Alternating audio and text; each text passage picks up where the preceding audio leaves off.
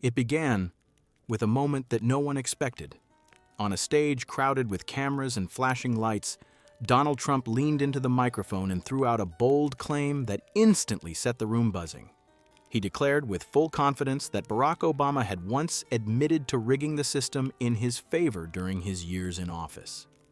Gasps, murmurs, and raised eyebrows rippled through the audience. The statement was heavy, meant to sting, and Trump delivered it with the same certainty that had carried him through countless rallies. For a split second, it seemed he had cornered the narrative. Then came Obama's voice, calm, sharp, and unshaken. He cut through the noise with a single line that stopped the room cold. "The only thing you're rigging tonight is the truth." That sentence hit like lightning. It was not just a rebuttal, it was a strike, precise and devastating, one that sliced directly into the heart of Trump's claim. Silence followed, the kind that only comes when everyone realizes they've just witnessed a turning point. The clip of those words spread online within minutes. Headlines began flashing. Obama shuts down Trump with one sentence. Millions replayed it, each time feeling the weight of how a single phrase could flip the energy of an entire debate. Obama's sharp line was not just a response, it was a moment that crystallized the stakes of the clash, and it was about to set the tone for everything that followed. The claim that sparked the confrontation did not come out of nowhere. For weeks, Trump had been weaving a narrative that Obama had secretly confessed to manipulating systems of power while in the White House. He repeated this idea at rallies, in interviews, and through posts online, each time adding new exaggerations that blurred the line between rumor and fact.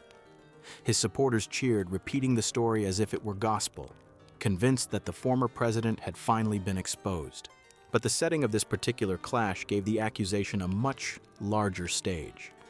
It was a televised forum that brought together political heavyweights, journalists, and a live audience eager to see sparks fly. On one side of the stage stood Trump, brash, unfiltered, and ready to dominate the room with his forceful presence. On the other stood Obama, calm and deliberate, his reputation built on precision and composure. The crowd was split before a word was spoken. Trump loyalists filled one half of the hall, armed with applause and chants for every punch he threw. Obama's supporters held the other half, eager to see their leader defend his legacy. The media lined the back rows, cameras rolling, knowing that every second of the exchange had the potential to go viral. This was not just another debate, it was a showdown between two men who had defined American politics for more than a decade. One represented chaos and disruption, the other order and stability. One relied on sheer volume, the other on carefully chosen words. As the evening unfolded, moderators tried to guide the discussion, but their voices were drowned out by the intensity of the duel. Every line, every reaction carried weight, amplified by the anticipation that something explosive was about to happen. The atmosphere was more than political. It was cultural, almost theatrical. People in living rooms across the country leaned closer to their screens, sensing that this was more than a clash of policies. It was a battle of legacies, of personalities, of visions for what America was and what it could become. And in that arena, the stage was set for the sharpest exchanges either man had delivered in years. The tension reached its peak when Trump leaned forward, eyes locked on Obama, and repeated his claim louder, as if sheer volume would make it true. "You admitted it. You told people behind closed doors that you rigged the system, that the elections were stacked in your favor. Everyone knows it, Barack. Everyone knows you cheated the American people." His supporters roared in approval, pounding their fists and shouting his name, feeding off the energy of accusation.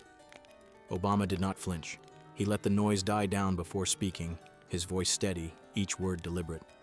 "Donald, what you're selling is not truth. It's theater. And the only audience that buys your script is the one you've convinced to stop asking for facts." The words cut through the cheers like a blade, turning the atmosphere electric. Gasps rippled across the room, followed by a wave of applause from Obama's side. Trump fired back instantly. "You think you're untouchable? You think people still believe your polished lies? They don't. They've seen the corruption, they've seen the damage, and they know I'm the one who told them the truth." His voice thundered, defiant, drowning out the moderator's attempts to regain control. Obama waited until the shouting subsided, then struck again, this time with a precision that left no escape. The truth isn't what you shout the loudest. The truth doesn't bend because you will it to. The truth stands on its own, and tonight, the truth is this. You are making things up because reality has never been on your side. The audience erupted, half in thunderous applause, half in furious boos. The clash had become more than words. It was a duel of authority, each man trying to brand the other as dishonest before millions of viewers. Commentators on social media lit up instantly. Hashtags exploded. Obama's line began trending within minutes as clips of his rebuttals were shared and dissected. Memes mocked Trump's shouting while others cheered him for having the audacity to accuse Obama to his face. The debate spilled far beyond the walls of the hall, becoming the centerpiece of national conversation. Every exchange added fuel to the fire, with supporters on both sides claiming victory. But for those watching closely, it was clear that Obama's sharp lines had shifted the balance.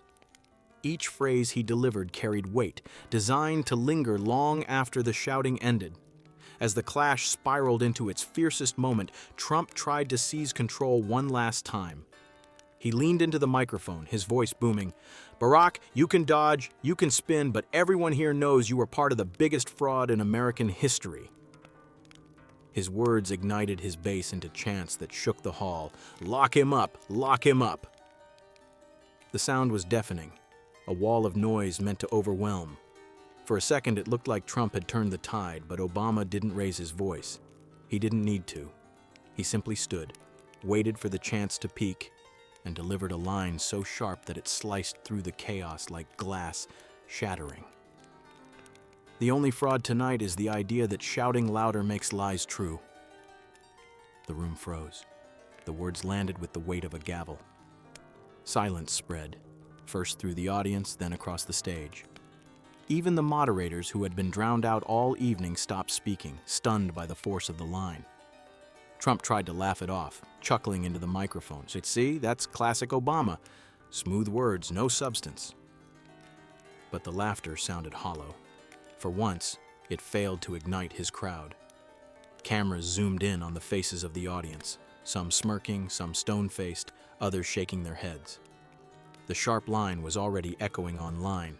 Clips spread at lightning speed, shared across Twitter, Instagram, TikTok, and cable news within minutes.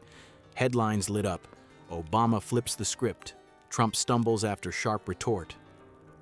Even late-night hosts couldn't resist. Within hours, they were replaying Obama's words to roaring laughter and applause. Commentators declared it the defining moment of the evening. The twist was not just the content of the line, but how decisively it broke Trump's rhythm. For years, Trump had relied on dominating by volume, by spectacle, by keeping opponents off balance. But in that moment, Obama showed the country that one well-placed sentence could deflate the storm. The sharp line became more than a rebuttal. It became a symbol, proof that precision could still overpower noise. The aftermath of that exchange carried far beyond the stage. As the debate ended, the moderators barely managed to close with their scripted lines, drowned out by the echo of Obama's sharp retort still hanging in the air. Trump's supporters rushed online, insisting their leader had exposed corruption. Obama's supporters countered with clip after clip of his devastating one-liners. But no matter which side people took, one truth was undeniable. The phrase, "the only fraud tonight is the idea that shouting louder makes lies true," had already gone viral. Within hours, it dominated the news cycle. Pundits across networks replayed the moment in slow motion, analyzing the pause, the delivery, the reaction. Social media platforms exploded with hashtags. #Obama strikes back, #sharpline, #truthv's noise. Memes flooded feeds, some mocking Trump's failed comeback, others hailing Obama as the master of controlled precision. Even those who rarely followed politics found themselves sharing the clip, drawn to the drama of a sentence that captured so much in so few words. Around kitchen tables, in office hallways, on college campuses, people argued over what it meant. Some saw it as the moment Obama reclaimed authority, a reminder of the calm steadiness that once defined the presidency. Others dismissed it as a cheap shot, insisting Trump's accusations still rang true. But the sheer scale of attention proved the line had pierced the culture. It wasn't just about two men sparring, it was about how America itself was choosing between chaos and clarity, between noise and truth.